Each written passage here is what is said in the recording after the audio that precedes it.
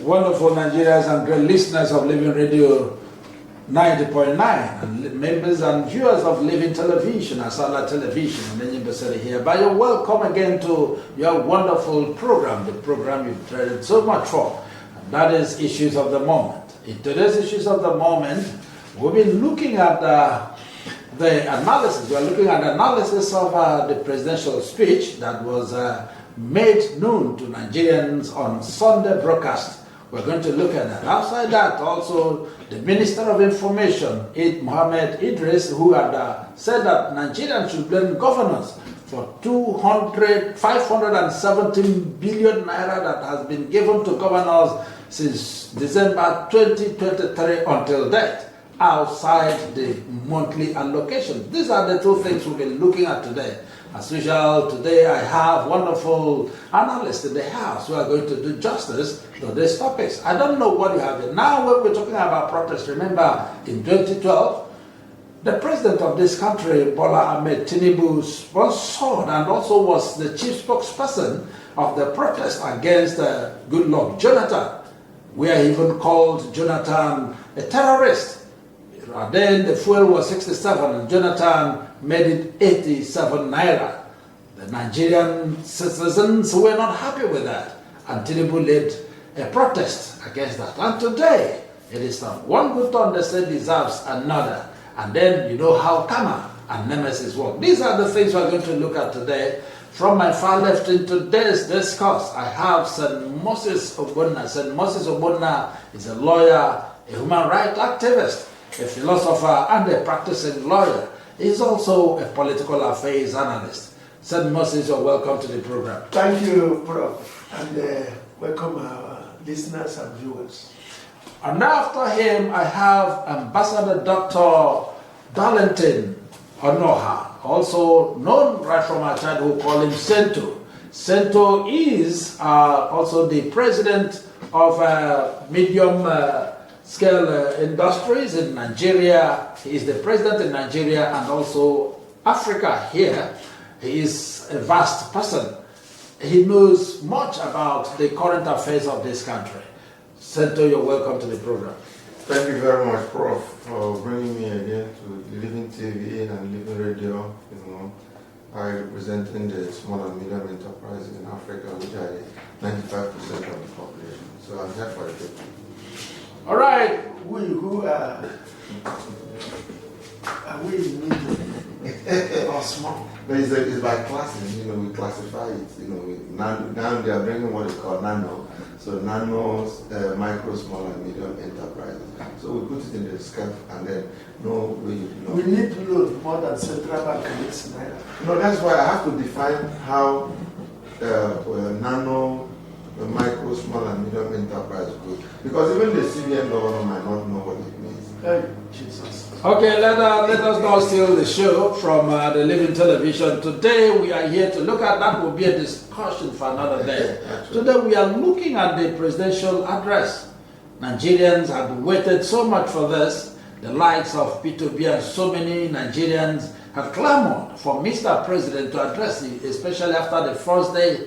To an extent, in the northern states, you discover that a particular state in Kano, now they are using the Russian flags while protesting. That is to tell Nigerians and those who care to listen that they are tired with the Nigerian government. And in the broadcast, which we are going to measure on today, especially in paragraph 29, I'm sure some of us have looked at it. In paragraph 29, I just want to be brief so that I start with you, Sento. The president said, we are providing incentives. We are providing incentives to farmers to increase food production at affordable prices. He said he has also directed that tariffs and other import duties should be removed on the wheat, maize, sorghum, and drugs and other pharmaceuticals and medical supplies for the next 6 months in the first instance to help drive down the prices. A lot of Nigerians, including Wole Soyinka, had criticized the announcement, saying that the thing never addressed the quest of the protesters. Ambassador, you, I'm sure you're privy to this presidential address. Yes. What is your take on it? Thank you very much, Prof, for this. We're going through the presidential address, and then for the president to address the country as the #1 citizen of this country, the Federal Republic of Nigeria. I want to remind Mr. President that when he assumed office on July 14th, I wrote to him telling him the situation of the situation of the economy of Nigeria, and that letter was routed through the Minister for Trade and Investment, which I have a copy of it, and also make a DHL copy to the President, to the Villa. And I enumerated so many things about Nigeria on the country he has come to rule. And I made mention to him that there is nothing like poverty in an economy. The poverty in an economy comes by bad leadership. Any place you see bad leadership, you see poverty. And also let him know that Nigerians are passing through suffering. And this suffering emanated at the time APC. Let me be clear about it. Emanated at the time APC assumed office from 2015. That was when the suffering of Nigeria started. That Nigeria as a nation, when Goodluck Jonathan was the president of the Federal Republic of Nigeria, was trying to see how you fashion the Nigerian economy to become the best economy in the world. But it was thwarted. It was thwarted by the masses, because I have to use that word called the masses, because the masses, if you are an electorate, you must know the reason why you are a card carrier to go and vote. It's not that because we have a number of people registered. People can register without going to the polling booth to vote. So before you cast your vote, know why you are casting your vote. Are you casting your vote for? Are you casting your vote to remain where we are? Now, when APC assumed office, Nigeria started going down. Nigeria started going down because there was no economic plan by the government of APC. I quote it, I say it. Because if there is a government, if there is a plan, you follow the plan. There was none. So what did they do? They started handling Nigeria, thinking like Nigeria is a smallest enterprise. Whereas Nigeria is like a PLC. Everybody, every shareholder is an owner of the country. Every citizen is an owner of the country. So when they started managing Nigeria as a private enterprise, we started having problems. And by the time Mr. President Bola Tinubu assumed office, dollar was 780 naira. I wrote it there and today. Today, what is dollar? Dollar is 1,600 naira. So, yes, official. And as an economist, I think I have been vindicated. And I also let him know that let every money or everything you are putting down for the people, let it go to the right people. When you give to governor, what does governor do? Every governor is a showman. I will tell them before them. Every governor in Nigeria is a showman. Even the poorest person that has become a governor is coming to do show. What is he doing the show with? He's doing the show with the people's money. The money that was meant to give to the people, he will convert it and then it becomes his own.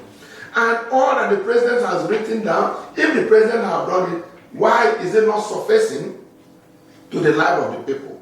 Then people are shouting hunger, people are shouting insecurity, people are shouting left and right, and then you are not telling us you have given them so much money. So what is that money? Why is that money not transcending to the economic development of this nation?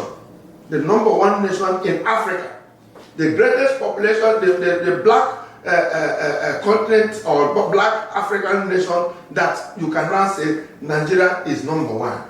And those monies have gone into their hands and they are opening enterprises everywhere, building hotels and not building the things that will now make the economy to become what it's supposed to be. Go through Nigeria 36 states, no governor have built a pure water industry so that people can drink water, ordinary water. Talk less of the youths that are coming up every day, every day, every day. Somebody that is 16 years today, in the next 2 years, he becomes 18 years. And it's right to vote. And then you see people on the street. It's only in Nigeria that you see people on the street. Go to China, you will not see people on the street. Go to India, you will not see people on the street. It's only in Nigeria you see people on the streets. So what Mr. President has just done is try to tell Nigeria that the political class lack the competence to manage Nigerian economy. Therefore, it is the time that people from the organized private sector should get into politics. Be fully involved in politics. And then the way you run your business that has become a successful business is the way you will run Nigeria, you become a successful country. All right. The political class are not helping matters. That is all I can deduce from what you've just said. St. Moses, you are a Nigerian, you are a wonderful activist in this country. And also you are opportune to have gone through the speech of Mr. President to Nigerians. Did it in any way address the quest of the protesters?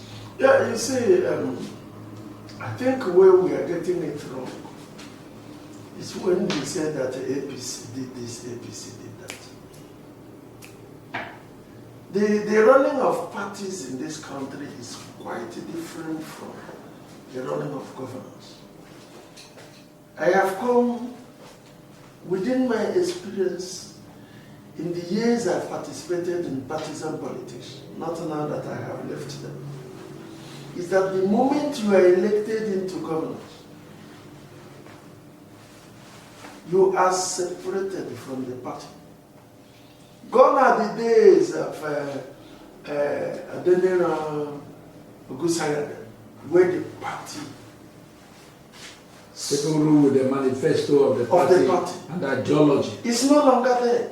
We now have criminals who use their money, their influence, and their power to get into government. And the moment they are there, nothing of the party. Who are these people crying today? They are partisan people. People who thought that it is their party that is going to be the government in power, not knowing they have selfish people. I was watching one comedian, they call him Brain Jotter. Okay. He asked his students to define democracy. They say it is government of the people, by the people, and for the people. He said, define it in Nigerian context. In Nigerian context, yeah. And that is exactly what his definition is exactly what we are seeing today. Government of a very few people, for the very few people, and by the very few people. I thought that the people who are protesting, the first agenda they should put in place is to settle what happens in INEC. Yes, of course. The man you call, is it Mohammed or what? Yeah. Mahmoud. Mahmoud. I do not think that any reasonable Protestant will be on the street without adding that Mahmoud should, before we will leave the street at all, Mahmoud should be removed as the INEC chairman. I am worried that up to today, even when the Supreme Court has given the third arm of government independence, the wings to fly. If they say it is INEC that will conduct the election, that the person who has put us in this trouble, the man who has recklessly decided to elect a president on behalf of the millions of Nigerians, should still be there. I am also thinking that we should also protest the manner in which the INEC president is appointed. If it should be through the hierarchy of the INEC office, who is the highest person, not where he is from, not by the president. If you are the highest director there or in the office, you should be the chairman or succeed the person whose tenure is expiring or has expired. A situation you ask the president to nominate who becomes the chairman of INEC. You will call whoever you want. The mistake Mahmoud met. Not Mahmoud, Jonathan. Okay. Because at the time Jonathan was leaving, at the time the position of Mahmoud was expiring, he should have proceeded on terminal leave. So that the person next in command ought to have taken over. We wouldn't have been in the position we are today. We wouldn't have been succeeded by a greater, what's the name of the past president? Buhari. Because what we have that succeeded Buhari was a greater Buhari in the name of Tinubu. Let's address his speech. I think many people say it was empty. I do not think it is empty. His address was full of something that will enable us to know the agenda of the president. Remember that during the election, the president never promised anything. Yes, of course. The opportunity he had to let us know what he had for this country was in that address. Yes. And none of it is able to address our problem. That shows us that the president we have, that never promised anything, the opportunity he had to tell us what we expect from him, shows us that he has nothing to give to this country. For instance, everybody's shouting hunger, hunger. The hunger came to this level the moment he removed the fuel subsidy and he allowed the dollar, the naira to crash. Those two are the things that touches to the root of the economy of this country. Now let's look at the fuel. There are reports he has not deemed it fit to report. Because if he cannot report it himself, the people in his government should report it. There is a report that he has an oil refinery in Haiti. Outside the country. There is a report that both Orlando we know belongs to him. He has also bought Ajib to join it. Which means the NNPC allocates the whole crude oil to Ajib and Orlando for himself.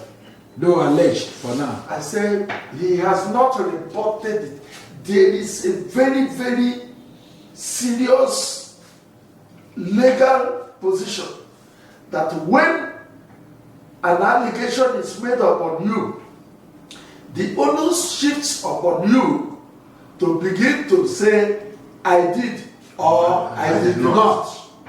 For now, the allegation is that he has bought Ajib. And the Ajib and the Orlando, and that is the reason why they have stopped giving crude to Dangote. That is the only refinery that is supposed to function in this country. That means the whole oil that goes outside is shifted to Orlando and Ajib, and is transmitted to Haiti, where it is refined. Therefore, the subsidy to shift it is inherited by Orlando and Ajib. When it is refined, the subsidy to bring it back is upon Haiti refinery that is brought back by the major independent marketer, that is Orlando and Ajib. That means the subsidy is for the president, by the president, and for the president. Okay, so thank you there. And then, Ambassador, it is also good to know, before he, just like as Moses mentioned, President Ahmed Bola Tinubu never gave any substantive promise during his campaign. But one of the famous promises I heard him say continually, repeatedly, was that he's going to continue from where Buhari stopped. And a lot of Nigerians frowned at that. Nobody read meaning into it. Now, the way he sounded in his speech, do we have any hope? The Nigerian community is talking about to bring back the oil subsidy which he removed. And we have fared well with this subsidy. And then is there any country in the world that does not subsidize anything for the people they are leading? Why would Nigerian case be different? Okay, thank you very much. You know, in my course of research, I have been researching to find out what subsidy means and what is it that we are subsidizing. Nigeria is one of the oil producers in the world, and the oil is coming out from our soil, and it's God's giving. From the time Nigeria found oil, Nigeria have not developed the means of exploring the oil. So we have companies that are now in Nigeria who are the oil explorers and producing this oil for us, and we have an agreement with them. Then, if we had refineries, we have refineries in Port Harcourt, Warri, and then in the north. Up to now, none of the refineries is working. Which is the raw materials that the refineries need is from the oil. And those refineries were before the one at Haiti. Now, you see that the refineries in Nigeria is not working. And the oil in Nigeria is coming out and going out, and then coming back again. I've been in this station to say, who loves this country? It's my big question. And I need somebody, a president or a governor, whatever position you are, to tell me who loves this country. And by the time I keep asking this question, I can come out with my answer to tell you that nobody loves this country. Except St. Moses. Except maybe St. Moses, St. Moses, I do. Prof, and my very self. Yes. Because I'm a grassroots supporter. That's why I have been working for many years on the advocacy and sensitizing for the development of the micro, small, and medium enterprise that took me to the continental level. But for everybody, every politician, every technocrat that says he's a Nigerian, every of their associates do not love this country. They love their stomach. They love themselves. And they keep taking our money. The other day, Interpol reported that billions of dollars are going outside the country. Yes. And nobody has said that. That is a pure truth. And I want to thank the Interpol for that. Because the way money goes out from this country is on alarming rates. Even all the intelligence agencies, all the things that, or the BVN and the IMN and all those things you are doing, none of them is working.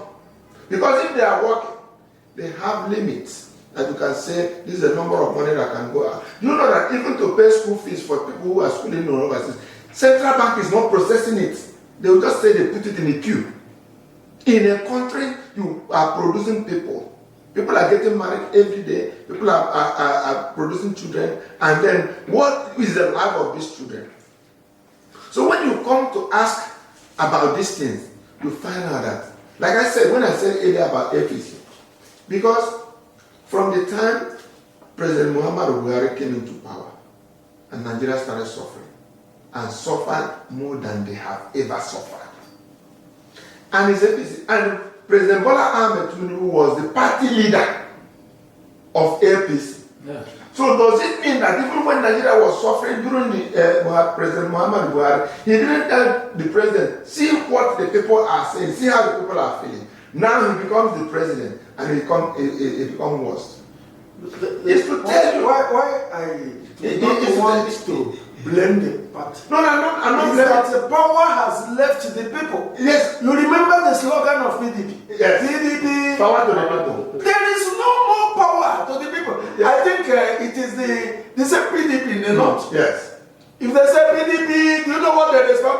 Power! PDP, power!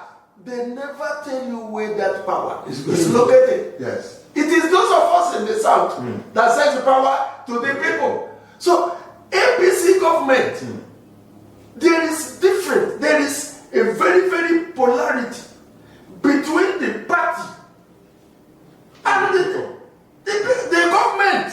Okay. Once the government is voted in, okay, it's like now PDP has fallen out of government. You see the party dying. Because even when the government was there, the real people that make policies in the parties are the agents of the people in government. I was the organizing secretary of PDP. Do you know that when people came from Abuja to conduct primaries in Agri, organizing secretary never knew. They came to the government house. Everything was done in the government house. They selected those. That's why Brain Jotter was very, I respect him. He said, in Nigeria, there is no election. In Nigeria, what we have is S before our own E, that is selection. While outside this country, we have election. What I want to say is this. If President Buhari wants to, Tinubu wants to come down and look at the people, I don't know what he needs money for. Because at his age, he should have been the best president. You cannot come to tell us we are giving. It's an insult for anybody to tell me that he's giving me palliative. No. That's when I came and said that you can't tell the people you're ruling that there is poverty. Because the poverty is coming from you. I used to tell people about this palliative. I cannot tell anybody, support anybody to go and collect palliative. Why am I collecting palliative? There is no war. If it is a war, maybe United Nations and other supporting countries will now come up. Do you know on the subsidy you are talking about? I am no longer in the village, I'm in Aba. Okay. Those who are farming for me, I have lands. What do I do? I'll call a woman that has it's a widow, it can farm. Yeah.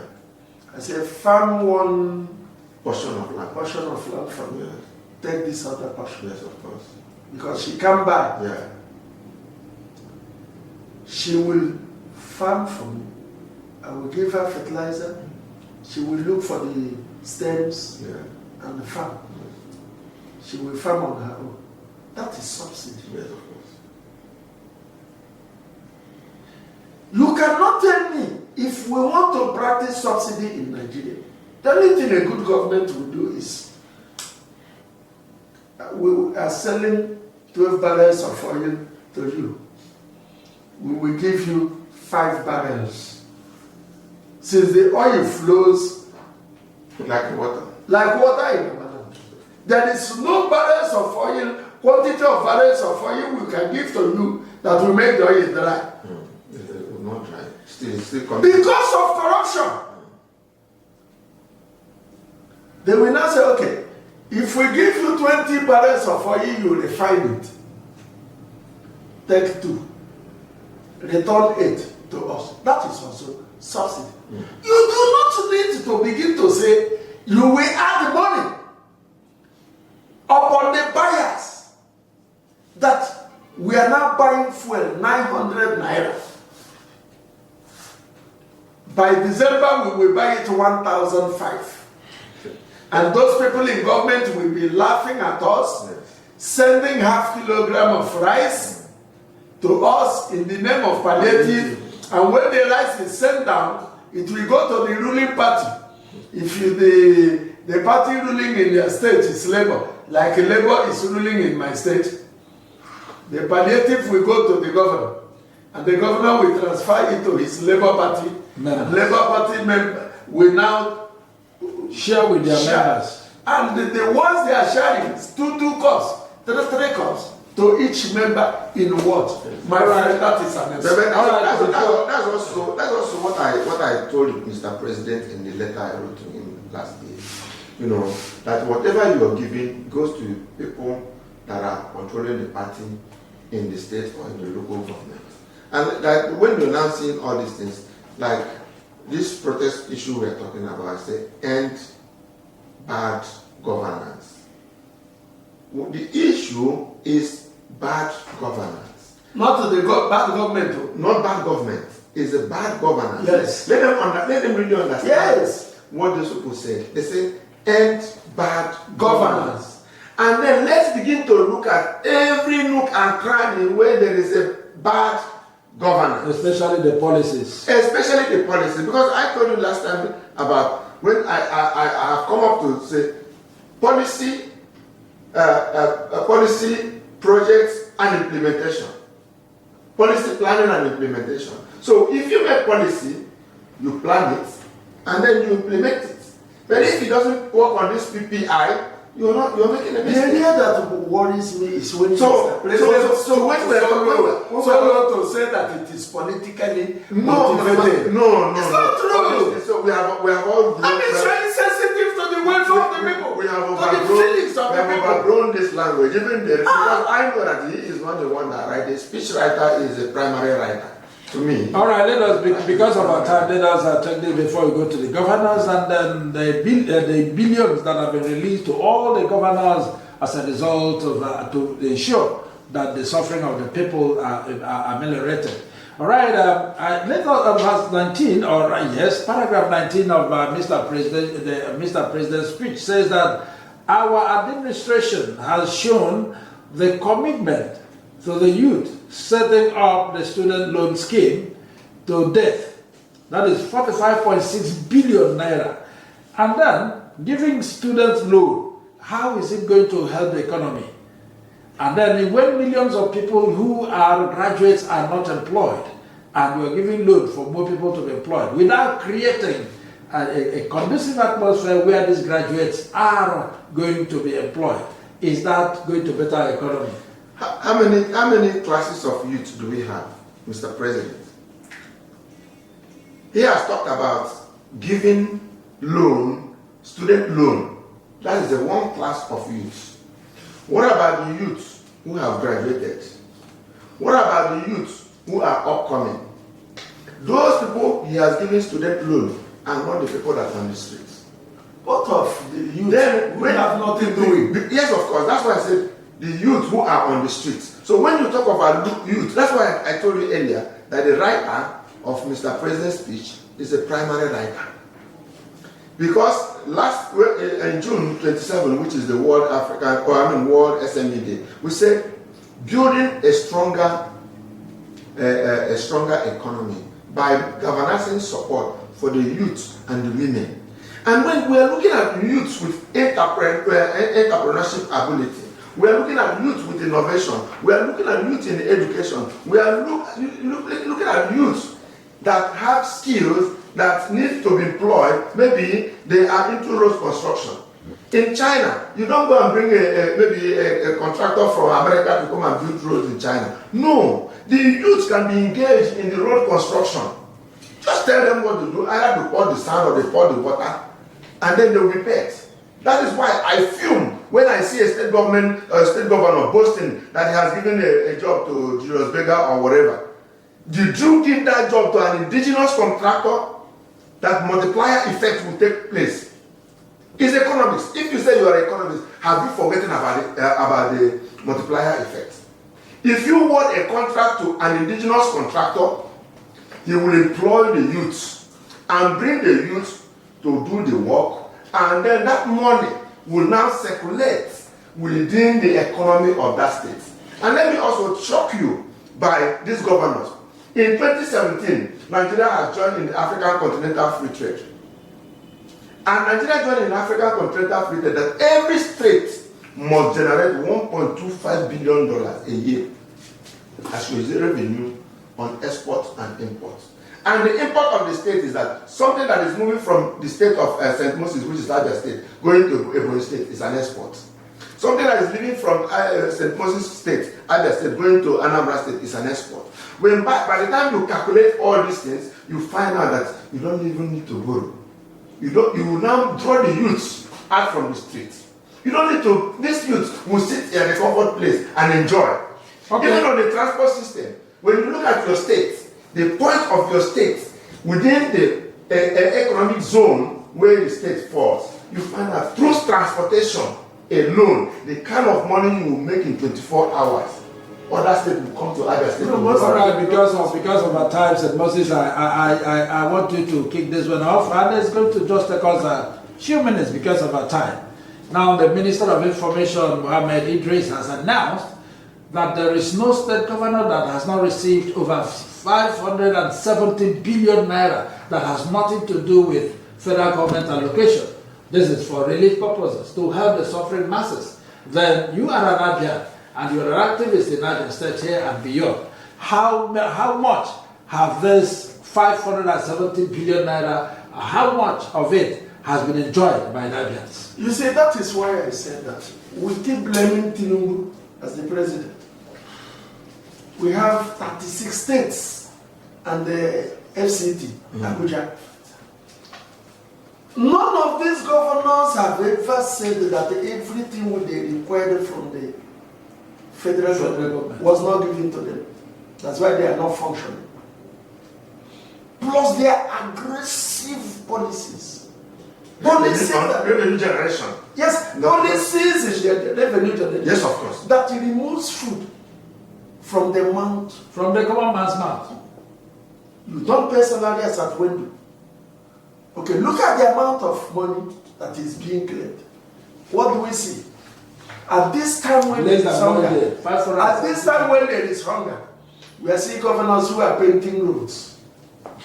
They will remove all the roads, repaint it, and mount it back.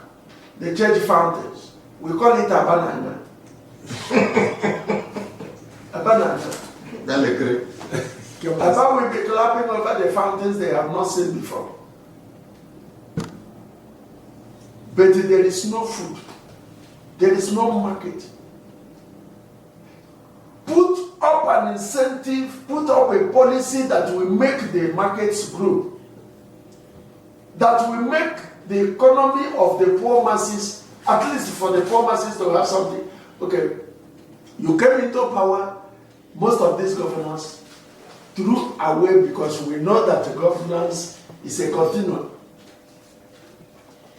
You look at a government house, you say, no, this government house you built, I don't like it. You break it down. And you build a new one. People will be clapping for the sake of resources.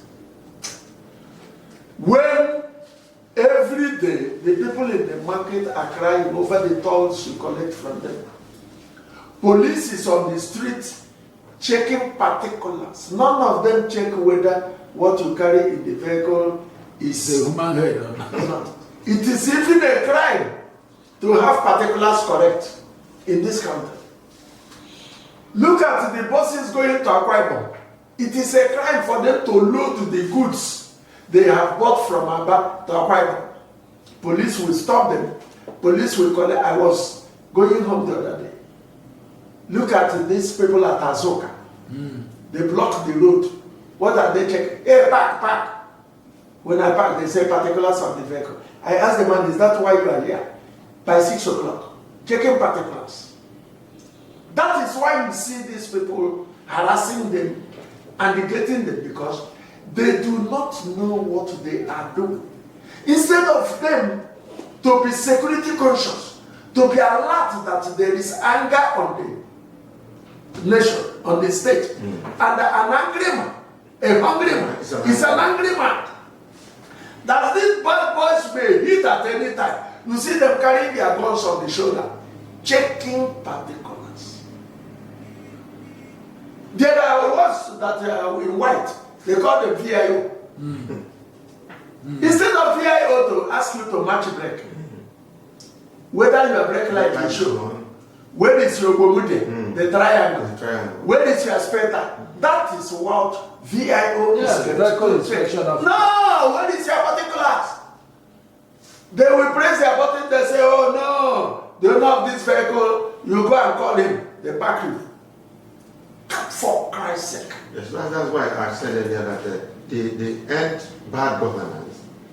We should be letting these protesters, after the nationwide protest, we should be having the state-to-state protest, calling on the governors to account for all the revenues this minister is saying. What have you done with it? We have the Supreme Court says that any government, any state that does not have an elected chairman. Since that day, we have not even seen anything being done. Towards the local government. And we have not heard that so states without an elected chairman have been deprived of their allocation. We have not heard it. Yeah. You will see these governors, they will go behind and they meet the finance minister, meet whoever is in charge, and say, okay, carry this percentage. Give us, we are going to do this election. And you will not see the election. We want to see this government proactive. If not, I once said it.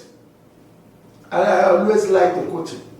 Says, if the rich are mighty and the most powerful refuse to write justice with black ink on white paper, he says it is the time for the downtrodden to write it with their blood on the soil. Hunger has come to the level that the citizens will have to react and protest, and the protest is our right. Almost what is something on that. Now, Ambassador, before we go, talking about one of the commentators also said that nobody should blame Tinubu for the hardship in Nigeria because he has relieved enough for the governors to take care of the hardship in their various states. Because if the states were okay, nobody will be talking about protest. And now, with what has happened, about 570 billion naira, which is not part of the monthly allocation and internal generated revenue, do you think our governors are doing better? Especially here in the United States. Let's start from up here. Okay, thank you very much, Prof. You see, the Honorable Minister, my grandmother used to say, if you have a nice fish in your hand and you didn't do what you're supposed to do with that ice fish for a period of time, it will become useless. I mean, once an ice fish becomes useless, you don't do anything with it. When his fish is coming, it's coming very late. You do tell the people that you're representing, that you're giving their governors money. You do tell the people that see money has been located for you because people have now grouped up to say they are protesting against bad governance. And you're not coming to tell us. Because all of you are in the same race. The same. Unless you separate yourself from that. So it's time to separate the grain from the chaff. And we are talking about end bad governance. So what you do, we need an institutional change. Each and every one of us to change from where we are. Because we have all failed this country. So, but we cannot condemn our country. It is our own. So let's work to rebuild the country. Then on the aspect that now we have opened our eyes, when we were doing a quality assurance assessor as a QAA, we now say, get evidence. Let it be authentic. Let it be let it be authentic. So you have an authentic evidence. So the evidence, you have now given us an information. So we need that all evidence to become an authentic, to verify that in the operational areas of our governance, how have you used this money that was meant to you? Do you know during the military, Now, we used to have audit department? Yes, of course. Now, federal will audit the state. Yes. The state will audit the local government. When are they now? Nowhere. So it is now another stage of life. You know, you see when you come to a class and a caption is given, when we're doing HSC, you know, we don't answer questions on ABCD. So we elaborate. Some can go for, some can go for against. So what they have just given us, they have just given us a topic. And the topic will go down to the state and go down to the local government. So the governor of Abia State, you should stand on your feet now to tell us how you spend this money. Because I know that there are some people who have not received their salary in Abia North, Aba North local government. I know about hundreds of teachers and they have not been paid for 9. Do you know that the NDTC here, the only mode of punishment is sack. That somebody didn't come to work 2 days, you sack him. Yes, of course. Somebody was sick, he didn't report, you sack him. Yes. Is there no other way at this hardship you sack somebody because he didn't come to work, because he's sick and there is medical report? No, that is wrong. No, yeah. But You can remove the salary you can make a deduction. A deduction from the salary. Not sacking. You know, that's why we're not saying, you see, like, I'm not taking you back. When President Muhammad Buhari came to power, when Muhammad Buhari was the president of this country in 1983, he introduced war against indiscipline and corruption. Yes. But when he became the civilian president in 2015, we didn't hear about war against indiscipline and corruption. No, there was a baptism of indiscipline and corruption. So up till now, and that's why I now want the federal government to reintroduce war against indiscipline and corruption. This can bring us to Q. All right. Wonderful. This discussion will continue some other time, but before we end, I want us to have a brief comment on both analysts. So Moses Obonna, we've talked about the speech of Mr. President to Nigerians that never addressed the quest of the protesters, and also the amount of money given to governors outside the allocation and internal generated revenue. Abhia's allocation since then, that is average of 14 billion naira. And then with this 570 million since 2023, until that, in less than 1 year. And what has it been done with? So in just few seconds, summarize. We know that the protest is in order, but it is not only going to be against the president. The president has his own quota to address the subsidy, the dollar, and where the national policies are involved. The states, who are our primary government, we should also protest against them. The workers' salaries and pensions, the markets, the motor parks, yes. What will make the citizens, because it is the state governors that have higher responsibility for the masses and not the president. All right, Ambassador Sento, and looking at that, when the present administration came into power, one of the first promises was to make sure they said these arrears owed by the previous administration that they were going to say. But from the analysis of the current Minister of Information, who has told us how much have been given, and yet most of these organizations and parastatals have not received these arrears. What do we do next?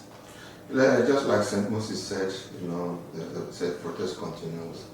But I have an approach. My approach is that we are not going to protest.